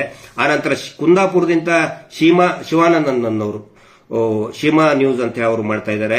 ಆನಂತರ ಬೆಳಗಾವಿನಿಂದ ಪುಣ್ಯಕೋಟಿ ನ್ಯೂಸ್, ಗುಲ್ಬರ್ಗಾದಿಂದ ಹಾಡಲ್ಗಿಯವರು SS ಹಾಡಲ್ಗಿಯವರು ಮಾಡ್ತಾ ಇದ್ದಾರೆ. ನಮ್ಮ ಟಿವಿನವರು ಮತ್ತೆ ಕಲಾ ಮಾಧ್ಯಮದಲ್ಲಿ ಯೂಶಲಿ ಅವರು ಮಾಡಿಲ್ಲ, ನನ್ನ ಬಗ್ಗೆ ಮಾಡಿದ್ರು. ನಾನು ಏನಂತ ತಿಳ್ಕೊಂಡಿದ್ದೆ, ಕಲಾ ಮಾಧ್ಯಮದಲ್ಲಿ ಅವರು ಬರ್ತೀನಿ ಅಂದಾಗ ನನಗೆ ಅಷ್ಟು ದೊಡ್ಡ ಇದನ್ನಂತ ನಿಜವಾಗ್ಲೂ ನನಗೆ ಗೊತ್ತಿರಲಿಲ್ಲ. ಅಂದ್ರೆ ಪರ್ಸನಲ್ ಹೋಮ್ ಟೂರ್ ಮಾಡ್ತಾರಂತ ಗೊತ್ತಿರಲಿಲ್ಲ. ನಾನೇ ತಿಳ್ಕೊಂಡಿದ್ದೆ ಸೌಜನ್ಯ ಪ್ರಕರಣದ ಬಗ್ಗೆ ಅವರು ಕೇಳ್ತಾರಂತ ತಿಳ್ಕೊಂಡಿದ್ದೆ. ಆದ್ರೂ ಕೂಡ ಅವರು ಬಂದು ಪ್ರಸಾರ ಮಾಡಿದ್ದಾರೆ. ಮತ್ತೆ ಯಾವಾಗ ಅವರು ಸೌಜನ್ಯ ಪ್ರಕರಣದ ಬಗ್ಗೆ ಮಾತಾಡ್ತಾರೆ. ದಯವಿಟ್ಟು ಎಲ್ಲರೂ ಕೂಡ ಅದನ್ನ ಬೆಂಬಲಿಸಿ ಮತ್ತು ಎಲ್ಲರಿಗೂ ಕೂಡ ಶೇರ್ ಮಾಡಿ. ವಿಜಯ್ ವಿಖ್ಯಾತ್ ಅವರು, ಇಲ್ಲಿ ನಾನೇನ್ ಹೇಳ್ತಾ ಇದ್ದೀನಿ, ಪ್ರಮುಖವಾಗಿ ಒಂದು 8-10 ಚಾನೆಲ್ಗಳು ಪ್ರತಿನಿತ್ಯ ಪ್ರಸಾರ ಮಾಡ್ತವೆ. ಇನ್ನು ಕೆಲವೊಂದು ಒಂದೊಂದು ಸಾರಿ ಮಾಡಿದ್ರು, ಒಂದೊಂದು ಸಾರಿ ಮಾಡೋದೇ ಬಿಟ್ಬಿಟ್ರು. ಈಗ ವಿಜಯ ಟೈಮ್ಸ್ ಮೇ ಬಿ ಗೊತ್ತಿಲ್ಲ, ತುಂಬಾ ಚೆನ್ನಾಗಿ ಅವರು ಮಾಡಿದ್ರು ವಿಜಯ ಟೈಮ್ಸ್ನವರು. ಆನಂತರ ಪ್ರಜಾಧ್ವನಿ, ವಿಜಯ ವಿಖ್ಯಾತ್ ಹಿಂದೆ ಬಹಳ ಚೆನ್ನಾಗಿ ಅದ್ಭುತವಾಗಿ ಅವರು ಪ್ರೆಸೆಂಟ್ ಮಾಡಿದ್ದಾರೆ. ಅವ್ರಿಗೆ ನಾವು ಥ್ಯಾಂಕ್ಸ್ ಹೇಳ್ತೀವಿ. ಮತ್ತೆ ಒನ್ಸ್ ಅಗೇನ್ ಇದನ್ನ ಪ್ರಸಾರ ಮಾಡೋದಕ್ಕೆ ನಾವು ರಿಕ್ವೆಸ್ಟ್ ಮಾಡ್ಕೋತಾ ಇದೀವಿ. ಪ್ರಜಾಧ್ವನಿ ಅವರು ಇರ್ಬೋದು, ಮನೋಜ್ ಅಂತ ಹೇಳಿ ವಿವಿ ನ್ಯೂಸ್, ಆನಂತರ ಇದೇ ಅಲ್ಲದೆ ಬೇರೆ ಬೇರೆ ಜಿಲ್ಲೆಗಳಲ್ಲಿ ಕೂಡ ಅನೇಕ ಇಂಡಿಯಾ ಮಂಡ್ಯ ಅಂತ ಹೇಳಿ, ಆನಂತರ ಹಾಯ್ ಕರ್ನಾಡ್ ಅವರು ಮಾಡ್ತಾ ಇದ್ರು, ಯಾಕೆ ಮಾಡಲಿಲ್ಲ ಮತ್ತೆ ಸ್ಟಾಪ್ ಮಾಡಿದ್ದಾರೆ ಗೊತ್ತಿಲ್ಲ. ಆನಂತರ ಗೌರಿ ಶಕ್ಕಿ ಅವರು ಮಾಡಿದ್ರು, ಡ್ಯೂ ಟು ಲೀಗಲ್ ಕಾಂಪ್ಲಿಕೇಶನ್ಸ್ ಅವರು ಅನೌನ್ಸ್ ಮಾಡಿ ಬಿಟ್ಬಿಟ್ರು. ಗೌರಿ ಶಕ್ಕಿ ಅವರು is a very nice gentleman. ಅವರು ಏನಾದರೂ ಮತ್ತೆ ಇದ್ರ ಬಗ್ಗೆ ಪ್ರಸಾರ ಮಾಡಿದ್ರೆ ದಯವಿಟ್ಟು ಅದನ್ನ ಸಬ್ಸ್ಕ್ರೈಬ್ ಮಾಡಿ ಸ್ನೇಹಿತರೆ. ಇದರಲ್ಲಿ ನಾನು ಕೆಲವೊಂದದ್ದು ಮರ್ತಿರಬಹುದು, ಬಟ್ ಯಾರು ನಮ್ಮ ಗಮನಕ್ಕಿದ್ದಾರೆ ಅವ್ರದಿಷ್ಟು ಹೇಳ್ತಾ ಇದ್ದೀನಿ. ಯಾರೇ ಆಗಲಿ ಸೌಜನ್ಯ ಪ್ರಕರಣದ ಬಗ್ಗೆ ಆಗಲಿ ಅಥವಾ ಅತ್ಯಾಚಾರ ಪ್ರಕರಣಗಳ ಬಗ್ಗೆ ಆಗಲಿ, ರೈತರ ಸಮಸ್ಯೆಗಳ ಬಗ್ಗೆ, ಆನಂತರ ಆಶಾ ಕಾರ್ಯಕರ್ತರ ಬಗ್ಗೆ, ಈ ದುಡಿಯುವ ವರ್ಗದ ಸಮಸ್ಯೆಗಳ ಬಗ್ಗೆ ಪ್ರಸಾರ ಮಾಡಿದರೆ ದಯವಿಟ್ಟು ಅವುಗಳನ್ನ ನೀವು ಸಬ್ಸ್ಕ್ರೈಬ್ ಮಾಡ್ಕೊಳ್ಳಿ. ದೊಡ್ಡ ದೊಡ್ಡ ಚಾನೆಲ್ಗಳಿಗೆ ದಯವಿಟ್ಟು ದುಡ್ಡು ಖರ್ಚು ಮಾಡಬೇಡಿ. ಯಾಕಂತ ಹೇಳಿದ್ರೆ ನಮ್ಮ ಸಮಸ್ಯೆಗಳನ್ನ ಕೇಳಿಸುವಂತ ಪುರುಸತ್ತು ಆ ಚಾನೆಲ್ಗಳ ಇನ್ವೆಸ್ಟರ್ಗಳಿಗೆ ಇಲ್ಲ. ಹಿಂಗಾಗಿ ಎಲ್ಲವುಗಳನ್ನು ಕೂಡ ನೀವು ಕೆಲವೊಂದಿಷ್ಟನ್ನ ಮರೆತರೆ ದಯವಿಟ್ಟು ಕ್ಷಮಿಸಿ. ನಮ್ಮ ಇದರಲ್ಲಿ ಕೂಡ ನೀವು ಮೆಸೇಜ್ ಹಾಕಿ, ಮತ್ತು ಒನ್ಸ್ ಅಗೇನ್ ನಾನು ನಮ್ಮ ಫೇಸ್ಬುಕ್ ನಲ್ಲಿ ಕೂಡ ಹಾಕಿ ರಿಕ್ವೆಸ್ಟ್ ಮಾಡ್ಕೋತೀನಿ. ಇದರಲ್ಲಿ ಇನ್ನೊಂದು ನಾನು ಹೇಳಕ್ಕೆ ಇಷ್ಟಪಡ್ತೀನಿ. ಏನಂತ ಹೇಳಿದ್ರೆ, ಕೆಲವೊಂದಿಷ್ಟು ಜನ, ಎಷ್ಟೋ ಅಲ್ಲ, ವೆರಿ ಫ್ಯೂ, ಅವ್ರು ಏನ್ ಮಾಡಿದ್ರು, ಪ್ರಾರಂಭದಲ್ಲಿ ನಮ್ದು ಇಂಟರ್ವ್ಯೂ ಮಾಡಿದ್ರು, ಭಯಂಕರವಾಗಿ ಇಂಟರ್ವ್ಯೂ ಮಾಡಿದ್ರು, ಮತ್ತೆ ಅವರೇ ಮಾತಾಡಿದ್ರು, ಎಕ್ದಮ್ ಸೈಲೆಂಟ್ ಆಗಿಬಿಟ್ರು. ನಮ್ಗೆ ಗೊತ್ತಿದೆ ಅವರು ಡೀಲ್ ಆಗಿದ್ದಾರೆ ಅಂತ, ನಮ್ಗೆ ಬಹಳ ಚೆನ್ನಾಗಿ ಗೊತ್ತಿದೆ. ಆದ್ರೂ ನಾವು ಮಾತಾಡ್ತಾ ಇಲ್ಲ, ಅವ್ರ ಹೆಸರು ತಗೊಂಡು ಮಾತಾಡ್ತಾ ಇಲ್ಲ. ಅವರೇ ಅನುಭವಿಸ್ತಾರೆ. ಯಾರು ಕೆಲವೊಬ್ರು ಬರ್ತಾರೆ, ಈಗ ಮಹೇಶ್ ಶೆಟ್ಟರ್ದು ಇಂಟರ್ವ್ಯೂ ತಗೋತೀನಿ ಅಂತ ಬರ್ತಾರೆ, ಇನ್ನೇನೋ ಬರ್ತಾರೆ, 1-2 ಸಾರಿ ಮಾಡ್ತಾರೆ, ಆಮೇಲೆ ಮತ್ತೆ ಆ ಕಡೆ ಹೋಗಿ ಏನೋ ಒಂದು ನೆಪ ಕೊಟ್ಟು ಇದು ಮಾಡ್ತಾರೆ. ಕೆಲವೊಬ್ರು ಯೂಟ್ಯೂಬ್ನವರು ಭಯಂಕರವಾಗಿ ಭಾರಿ ಮಾತಾಡಿದ್ರು ಅವಾಗ 1 ವರ್ಷದಿಂದ, ಆದ್ರೆ ಕಳೆದ 6-7 ವರ್ಷದಿಂದ ತೆಪ್ಪಗೆ ಕುತ್ಕೊಂಡಿದ್ದಾರೆ. ದೇವರು ನೋಡ್ಕೊಳ್ಳಿ, ಎಲ್ಲ ಅದನ್ನ ದೇವ್ರು ನೋಡ್ಕೋತಾನೆ. ನಾನು ಇದನ್ನ ಯಾಕೆ ಹೇಳ್ತಾ ಇದ್ದೀನಿ ಅಂತ ಹೇಳಿದ್ರೆ, ನೋಡಿ, ಯಾವಾಗ ಮುಖ್ಯವಾಹಿನಿಗಳು ಜನಸಾಮಾನ್ಯರ ಕೈ ಬಿಡ್ತವೆ ಅವಾಗ ನಮ್ಮ ಬೆಂಬಲಕ್ಕೆ, ಅಂದ್ರೆ ಜನಸಾಮಾನ್ಯರ ಬೆಂಬಲಕ್ಕೆ ಬಂದಿದ್ದು ಸಾಮಾಜಿಕ ಜಾಲತಾಣ, ಯೂಟ್ಯೂಬ್ಗಳು. ಅವರೆಲ್ಲರಿಗೂ ಕೂಡ ನಾವು ಒಂದು ಧನ್ಯವಾದವನ್ನು ಹೇಳ್ತಾ ಕೊನೆಗೆ ಈ ಪುಸ್ತಕದ ಪರಿಚಯವನ್ನು ಮಾಡ್ತಾ ಇದ್ದೀನಿ. ಸಿಟಿಸನ್ಸ್ ರೈಸಿಂಗ್ ಅಂತ ನಾನು ಒಂದು ಅರ್ಧವರೆಗೆ ಓದಿದ್ದೀನಿ, ಬಹಳ ಚೆನ್ನಾಗಿದೆ. Independent journalism and the spread of democracy ಅಂತ ಹೇಳಿ. ಈ ಅರಬ್ ದೇಶಗಳಲ್ಲಿ ದೊಡ್ಡ ಕ್ರಾಂತಿ ಆಯ್ತಲ್ಲ, ಅದರ ಬಗ್ಗೆ, ಅರಬ್ ದೇಶ ಇರಬಹುದು ಮತ್ತೆ ಬೇರೆ ಬೇರೆ ದೇಶಗಳಲ್ಲಿ ಜನಸಾಮಾನ್ಯರು ಒಂದು ಏನು ಕ್ರಾಂತಿ ತಂದ್ರು, ಅದರಲ್ಲಿ ಈ ಸಾಮಾಜಿಕ ಜಾಲತಾಣ, ಇಂಟರ್ನೆಟ್ ಬೇಸ್ಡ್ ಮಾಧ್ಯಮದ ಒಂದು ಪಾತ್ರ, ಯೂಟ್ಯೂಬ್ ಇದರಲ್ಲಿ ಇದೆ. From stone age to Twitter ಅಂತ ಒಂದು ಚಾಪ್ಟರ್ ಇದರಲ್ಲಿ ಬಹಳ ಚೆನ್ನಾಗಿದೆ. ಯಾವ ರೀತಿ ಈ ಯೂಟ್ಯೂಬ್ಗಳು ಮತ್ತು ಫೇಸ್ಬುಕ್ಗಳು ಸಾಮಾಜಿಕ ಕ್ರಾಂತಿಯಲ್ಲಿ ಪಾತ್ರಧಾರಿಗಳಾದ ಅನ್ನೋದ್ರ ಬಗ್ಗೆ ತುಂಬಾ ಚೆನ್ನಾಗಿ ಬರೆದಿದ್ದಾರೆ. ಇವತ್ತು ನಮ್ಮ ಕರ್ನಾಟಕಕ್ಕೂ ಕೂಡ ನಮಗೆ ಅದೇ ಒಂದು ಆಶಾ ಕಿರಣ ಆಗಿದೆ. ಮೇನ್ ಸ್ಟ್ರೀಮ್ ಜರ್ನಲಿಸಂ ಅನ್ನ ನಾನು ಟೀಕೆ ಮಾಡ್ತಾ ಇಲ್ಲ. ಮೊನ್ನೆ ಪ್ರಜಾವಾಣಿ, ಯಾಕಂದ್ರೆ ನಾನು ತರಿಸೋದೇ ಪ್ರಜಾವಾಣಿ ಮತ್ತು ಬಹಳ ಹೆಮ್ಮೆ ಪಡುವಂತಹ ಪತ್ರಿಕೆ, ಅದರಲ್ಲಿ ಬರ್ತಾ ಇದೆ ಕೆಲವೊಂದಿಷ್ಟು. ಈಗ ಮೇನ್ ಸ್ಟ್ರೀಮ್ ಮೀಡಿಯಾ ಬಗ್ಗೆ ನಮಗಿರುವಂತಹ ಸಿಟ್ಟು ಏನಂತ ಹೇಳಿದ್ರೆ, ಮಹೇಶ್ ಶೆಟ್ಟಿ ತಿಮ್ರೋಡಿ ಅವರು ಜೈಲಿಗೆ ಹೋಗ್ತಾರಂತ ಹೇಳಿ ಏನೋ ಒಂದು ಸುದ್ದಿ ಹಬ್ಬಿಸ್ಬಿಡ್ತಾರೆ, ಹೈಕೋರ್ಟಿಗೆ ಬಂದ್ಬಿಡ್ತಾರೆ ಒಂದು 8-10 ಜನ ಟಿವಿ ಚಾನೆಲ್ಗಳು, ಅದನ್ನ ಪ್ರಸಾರ ಮಾಡಕ್ ಬರ್ತಾರೆ. ಅದೇ ಮಾವುತನ ಕೊಲೆ ಪ್ರಕರಣದ ಬಗ್ಗೆ ಹೈಕೋರ್ಟ್ ಆರ್ಡರ್ ಮಾಡಿದ್ರು ಕೂಡ ಒಬ್ರು ಕೂಡ ಪ್ರಸಾರ ಮಾಡುವುದಿಲ್ಲ. SKDRDP ಮೀಟರ್ ಬಡ್ಡಿ ದಂಧೆ ವಿರುದ್ಧ ಈ ರಾಜ್ಯದ ಪೊಲೀಸ್ ಮಹಾನಿರ್ದೇಶಕರು ಆದೇಶ ಮಾಡಿದ್ರು ಕೂಡ ಯಾವೊಂದು ಪತ್ರಿಕೆಯಲ್ಲಿ ಕೂಡ ಬರುವುದಿಲ್ಲ. ಮಾವುತನ ಪ್ರಕರಣದ ಬಗ್ಗೆ ಯಾವ ಸ್ಟೇನು ಕೂಡ ಇಲ್ಲ, ಆದ್ರೆ ಎಲ್ಲೂ ಕೂಡ ಬರಲ್ಲ. ಸೌಜನ್ಯಾಳ ತಾಯಿ ಯಾರು, ನಮ್ಮ ಕುಸುಮಾವತಿ ಅಕ್ಕ ಮೇಲೆ, ಮತ್ತೆ ಸೌಜನ್ಯಾಳ ತಮ್ಮ ಅಕ್ಕ ತಂಗಿಯರ ಮೇಲೆ ಮಹಾವೀರ್ ಜೈನ್ ಅವನು ದೊಡ್ಡ ಮಟ್ಟ ದಾಳಿ ಮಾಡ್ತಾನೆ. ಟಿವಿ ಚಾನೆಲ್ ಎದುರುಗಡೆನೆ ದಾಳಿ ಮಾಡ್ತಾನೆ. ಅದರ ಬಗ್ಗೆ ಯಾವುದೇ ಚರ್ಚೆಗಳು ಕೂಡ ಆಗಲ್ಲ. ಆದ್ರೆ ಅದರ ಬದಲಾಗಿ ಸೌಜನ್ಯಾಳ ತಾಯಿ, ತಮ್ಮ ಮತ್ತೆ ವಿಠಲ್ ಗೌಡ್ರನ್ನೇ ಪೊಲೀಸರು ಪದೇ ಕರೆದು ಹಿಂಸೆ ಮಾಡ್ತಾರೆ. ಯಾರು ಕೂಡ ಪ್ರಸಾರ ಮಾಡಲ್ಲ. ಪೊಲೀಸರು ಕೂಡ ಅವ್ರ ಪರವಾಗಿನೇ ಇದ್ದಾರೆ. As per Verma committee report, Nirbhaya ಪ್ರಕರಣ ಆದ ನಂತರ ಅತ್ಯಾಚಾರಕ್ಕೆ ಒಳಗಾದಂತಹ ಫ್ಯಾಮಿಲಿ ಮೇಲೆ ಟಾರ್ಗೆಟ್ ಮಾಡಬಾರದು ಅಂತಿದೆ. ಆದರೆ ಪವರ್ ಟಿವಿನಲ್ಲಿ ನಿರಂತರವಾಗಿ ಬೈದ್ರು, ಯೂಟ್ಯೂಬ್ಗಳಲ್ಲಿ ನಿರಂತರವಾಗಿ ಬೈತಾ ಇದ್ದಾರೆ. ಆನಂತರ ಅವರು ಟೋಲ್ ಪೇಜ್ ನಲ್ಲಿ ಬೈತಾ ಇದ್ದಾರೆ. ಪೊಲೀಸ್ನವರು ಸೋಮೋಟೋ ಕೇಸ್ ದಾಖಲಾಗಬೇಕಾಗಿತ್ತು. ಯಾರೊಬ್ರು ಕೂಡ ದೂರು ಕೊಟ್ಟರು ಕೂಡ ಎಫ್ಐಆರ್ ಮಾಡ್ತಾ ಇಲ್ಲ. ಆ ಪರಿಸ್ಥಿತಿಯಲ್ಲಿ ನಾವಿದ್ದೀವಿ. ದೂರು ಕೊಟ್ಟರು ಯಾರು ಅದನ್ನ ಮಾಧ್ಯಮದಲ್ಲಿ ಅಂತೂ ಬರ್ತಾನೆ ಇಲ್ಲ. Entirely one sided. ಮೊನ್ನೆ ಗದಗ್ನಲ್ಲಿ ನಾನು ಹೋದಾಗ ಪ್ರೆಸ್ ಮೀಟ್ ಅಲ್ಲಿ, ಅಧಿಕೃತ ಪ್ರೆಸ್ ಮೀಟ್ ಅಲ್ಲಿ ಫೀಸ್ ಕೊಟ್ಟು ಪ್ರೆಸ್ ಮೀಟ್ ಮಾಡಿದ್ರೆ ಒಂದೇ ಒಂದು ತುಣುಕು ಟಿವಿ ಚಾನೆಲ್ ನಲ್ಲಿ ಬರಲ್ಲ. ಹೊರಗಡೆ ನಿಂತ್ಕೊಂಡು 2,000 ರೂಪಾಯಿ ಅವ್ರ ಕಡೆ ಅಂತ ದುಡ್ಡು ತಗೊಂಡು ಬೈಯೋದಕ್ಕಂತಾನೆ ಇಟ್ಟಂತಹ ಒಂದು ರೌಡಿಗಳ ಗ್ಯಾಂಗ್ ಏನ್ ಮಾತಾಡ್ತದೆ ಅದನ್ನ ಹೇಳ್ತಾರೆ. ಹೇಳಿ, ಪರವಾಗಿಲ್ಲ. ಆದ್ರೆ ನಮ್ದು ಕೂಡ ಹೇಳ್ಬೇಕಲ್ಲ. ಇವತ್ತು ಪ್ರತಿ ಹಳ್ಳಿಯಲ್ಲಿ SKDRDP ಹಗರಣಗಳನ್ನ ಮಹಿಳೆಯರೇ ಈ ರೀತಿ ಅವ್ರದ್ದು ಕೊಟ್ಟಂತ ನೋಟ್ಬುಕ್ ವೀರೇಂದ್ರ ಜೈನ್ ಅವರ ಪರಿವಾರದ ಫೋಟೋ ಇಟ್ಕೊಂಡು ಬೈತಾ ಇದ್ದಾರೆ. ಒಂದೇ ಒಂದು ಟಿವಿ ಚಾನೆಲ್ ಮಾತಾಡ್ತಾ ಇಲ್ಲ. ಅದರ ಸಲುವಾಗಿ ದಯವಿಟ್ಟು ಯೂಟ್ಯೂಬ್ಗಳನ್ನ ಬೆಂಬಲಿಸಿ ಅಂತ ನಾನು ಹೇಳ್ತಾ ಇದ್ದೀನಿ. ನಮ್ಮದು ಪ್ರಚಾರ ಮಾಡಿ ಅಂತ ನಾನು ಖಂಡಿತ ಹೇಳ್ತಾ ಇಲ್ಲ. ವಾಸ್ತವಗಳನ್ನ ನೀವು ಪ್ರಸಾರ ಮಾಡಿ. ನಮ್ಮನ್ನು ಬಿಟ್ಟು ಬಿಡಿ. ನಮ್ಮಂತ ಸಾವಿರಾರು ಜನ ಸಿಗ್ತಾರೆ. ವಿ ಆರ್ ವೆರಿ ಸಿಂಪಲ್, ಬಹಳ ಕಾಮನ್ ಮ್ಯಾನ್. ನಾವು ವಾಸ್ತವಗಳನ್ನು ಕೂಡ ದೊಡ್ಡ ದೊಡ್ಡವರು ಮಾಡ್ತಾ ಇಲ್ಲ. ಹಿಂಗಾಗಿ ಅವ್ರ ಬಗ್ಗೆ ಆಸೆಯನ್ನು ದೇವರವರಿಗೆ ಒಳ್ಳೆ ಬುದ್ಧಿಯನ್ನ ಕೊಡ್ಲಿ. ನಾವು ಟೀಕೆ ಮಾಡುತ್ತಾ ಇಲ್ಲ, ಒಳ್ಳೆ ಬುದ್ಧಿ ಬರ್ತದೆ ಅನ್ನೋ ಒಂದು ಆಶಾಭಾವನೆ ಇದೆ. ಆದರೆ ನಾವು ಯೂಟ್ಯೂಬ್ ಚಾನೆಲ್ಗಳಿಗೆ ನಾವು ನಿರಂತರವಾಗಿ ಬೆಂಬಲವನ್ನ ಕೊಡ್ತಾ ಇರಬೇಕು. ಸಬ್ಸ್ಕ್ರೈಬ್ ಮಾಡ್ಕೋಬೇಕು. ಯಾಕಂತ ಹೇಳಿದ್ರೆ ಅವರಿಂದ ಇವತ್ತು ಅನೇಕ ವಿಷಯಗಳು ಜನಸಾಮಾನ್ಯರಿಗೆ ತಲುಪ್ತಾ ಇದೆ. ನೋಡಿ ಎಂತ ಪರಿಸ್ಥಿತಿ. ಈ ಯೂಟ್ಯೂಬ್ ಚಾನೆಲ್ಗಳನ್ನ ಬಂದ್ ಮಾಡೋದಕ್ಕೆ ಎಷ್ಟು ಕಸರತ್ತು ಮಾಡಿದ್ರು. ಹೈಕೋರ್ಟಿಗೆ ಹೋದ್ರು, ಅಲ್ಲಿ ಹೋದ್ರು, ಇಲ್ಲಿ ಹೋದ್ರು, ಏನೇನೋ ಕಸರತ್ತು ಮಾಡಿದ್ರು, ಡೀಲಿಂಗ್ ಮಾಡಿದ್ರು. ಧ್ವನಿ ನಿಲ್ಸಕ್ಕಾಗಲಿಲ್ಲ. ಇವ್ರ ಕಡೆಯಿಂದ. ಇವ್ರು ಎಷ್ಟೇ ಪ್ರಭಾವ ಬೀರಿದ್ರು ಕೂಡ ಒಂದು ಕೂದಲನ್ನು ಕೂಡ ಕೊಂಕು ಮಾಡಕ್ಕಾಗಲಿಲ್ಲ. ಅದು ಸೌಜನ್ಯ ಶಕ್ತಿ. ಆನಂತರ ಮೊದಲು ಇವರೆಲ್ಲರಿಗೂ ಕೂಡ ಇವ್ರ ವಿರುದ್ಧ ಯಾರು ಮಾತಾಡಿದ್ರು ಎಲ್ಲರಿಗೂ ಕೂಡ ಪೊಲೀಸರನ್ನ ತೋರಿಸ್ತಾ ಇದ್ರು. ಪೊಲೀಸರಿಗೆ ನಾವು ಕಂಪ್ಲೇಂಟ್ ಕೊಡ್ತೀವಿ. ಇವತ್ತು ಯಾರು ಕೂಡ ಹೆದರೋಗ್ತಾ ಇರಲಿಲ್ಲ. ಅವರೇ ಪೊಲೀಸರಿಗೆ ಹೆದರಿ ಓಡಿ ಹೋಗ್ತಾ ಇದ್ದಾರೆ. ಪರಿವರ್ತನೆ ಜಗದ ನಿಯಮ. ಶ್ರೀಕೃಷ್ಣ ಪರಮಾತ್ಮ ಹೇಳಿದ್ದಾನೆ, ಪರಿವರ್ತನೆ ಜಗದ ನಿಯಮ. ಮೊದಲು ಇವರು ಬೀಡಿನ ಮನೆಗೆ ಎಲ್ಲರೂ ಅಯ್ಯೋ ಪರಮ ಪೂಜ್ಯರೇ ನಮ್ಗೆ ನೀವು ಆಶೀರ್ವಾದ ಮಾಡಿ, ನಮ್ಗೆ ನೀವು ಬನ್ನಿ ಅಂತ ಇವ್ರು ಸಾಲ್ ಗಟ್ಲೆ ನಿಂದಿರ್ತಾ ಇದ್ರು, ಕ್ಯೂ ಇಟ್ಕೊಂಡು ನಿಂದಿರ್ತಿದ್ರು, ಬನ್ನಿ ಆಶೀರ್ವಾದ ಮಾಡಿ ಅಂತೇಳಿ.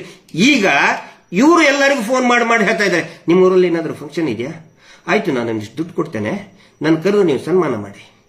ಇವರೇ ಹೇಳ್ತಾ ಇದ್ದಾರೆ ಪರಿವರ್ತನೆ ಜಗದ ನಿಯಮ. ಬೇಟೆಗಾರ ಇದ್ದವನೇ ಇವತ್ತು ಬೇಟೆ ಆಗ್ತಾ ಇದ್ದಾನೆ. ಇದು ಜಗದ ಪರಿವರ್ತನೆ ಜಗದ ನಿಯಮ. ಭಗವದ್ಗೀತೆಯ ಸಾರಾಂಶ. ಶ್ರೀಕೃಷ್ಣ ಪರಮಾತ್ಮ ಹೇಳಿದ್ದು ಪರಿವರ್ತನೆ ಜಗದ ನಿಯಮ. ಯಾವಾಗ ಇವರು ದಬ್ಬಾಳಿಕೆ ಮಾಡ್ತಾರೆ, ಜನರು ಎಚ್ಚೆತ್ತುಕೊಳ್ತಾರೆ. ಇವತ್ತು ಈಗಿನ ಸಂದರ್ಭದಲ್ಲಿ ಯೂಟ್ಯೂಬ್ಗಳ ಮುಖಾಂತರ ಒಂದು ಪರಿವರ್ತನೆ ಆಗ್ತಾ ಇದೆ. ಇಡೀ ರಾಜ್ಯದಲ್ಲಿ ಒಂದು ಯೂಟ್ಯೂಬ್ ಕ್ರಾಂತಿ, ಇಂಟರ್ನೆಟ್ ಕ್ರಾಂತಿ, ನ್ಯಾಯಪರವಾದಂತಹ ಇಂಟರ್ನೆಟ್ ಕ್ರಾಂತಿ. ಅದು ಇನ್ಸ್ಟಾಗ್ರಾಮ್ ಇರ್ಬೋದು, ಫೇಸ್ಬುಕ್ ಇರ್ಬೋದು, ವಾಟ್ಸಪ್ ಇರ್ಬೋದು, ಒಂದು ದೊಡ್ಡ ಮಟ್ಟದ ಕ್ರಾಂತಿ ಆಗ್ತಾ ಇದೆ. ಆ ಒಂದು ಕ್ರಾಂತಿಯಲ್ಲಿ ಈ ಜನಸಾಮಾನ್ಯರ ಹೋರಾಟದಲ್ಲಿ ದಯವಿಟ್ಟು ತಾವೆಲ್ಲರೂ ಕೂಡ ಭಾಗಿಯಾಗಿ ನಿಮ್ಮೆಲ್ಲರ ಒಂದು ಬೆಂಬಲ ಇರಲಿ. ಜನಸಾಮಾನ್ಯರ ಹೋರಾಟಕ್ಕೆ ಈಗ ವಿಐಪಿಗಳೆಲ್ಲ ಒಂದಾಗ್ತಾ ಇದ್ದಾರೆ. ಅವ್ರ ಕಡೆ ವಿಐಪಿಗಳೆಲ್ಲ ದೊಡ್ಡವರೆಲ್ಲ ಒಂದಾಗ್ತಾ ಇದ್ದಾರೆ. ಜನಸಾಮಾನ್ಯರು ಇವತ್ತು ಎಚ್ಚೆತ್ತುಕೊಳ್ತಾ ಇದ್ದಾರೆ. ಹಿಂಗಾಗಿ ಈ ಎಲ್ಲಾ ಯೂಟ್ಯೂಬ್ಗಳಿಗೆ ಒಂದು ಧನ್ಯವಾದಗಳನ್ನ, ಒಂದು ದೊಡ್ಡ ಸೆಲ್ಯೂಟ್ ಹೇಳ್ತಾ ಈ ಒಂದು ಹೋರಾಟಕ್ಕೆ ಒಂದು ದೊಡ್ಡ ಮಟ್ಟದ ಯಶಸ್ಸು ಸಿಗಲಿ. ಸೌಜನ್ಯ ಶಕ್ತಿ ಮಹೇಶ್ ಶೆಟ್ಟಿ ತಿಮ್ಮರೋಡಿ ಅವರು ಎತ್ತಿದಂತಹ ಯಾವುದೇ ಧರ್ಮ, ಯಾವುದೇ ಜಾತಿ ಸೀಮಿತ ಇಲ್ಲದಂತಹ ಹೋರಾಟ ಇದು. ಈ ಹೋರಾಟಕ್ಕೆ ತಮ್ಮೆಲ್ಲರ ಒಂದು ಬೆಂಬಲ ಇರಲಿ ಅಂತ ಹೇಳ್ತಾ, ನ್ಯಾಯಕ್ಕೆ ಜಯ ಸಿಕ್ಕೇ ಸಿಗುತ್ತೆ ಅಂತ ಹೇಳ್ತಾ ಇವತ್ತಿನ ಈ ಲೈವ್ ಅನ್ನು ಮುಗಿಸ್ತಾ ಇದ್ದೀನಿ. Justice for Soujanya. ನಮಸ್ತೆ.